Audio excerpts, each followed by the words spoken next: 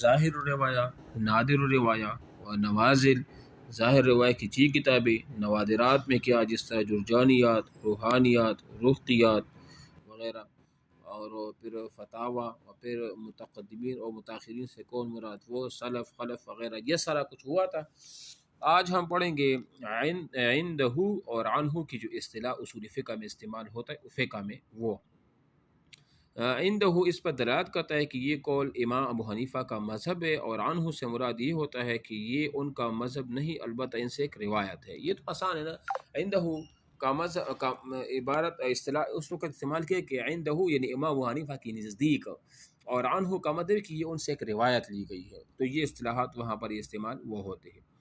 حسن کتب فقہ میں جہاں بھی آواز آ رہی میری؟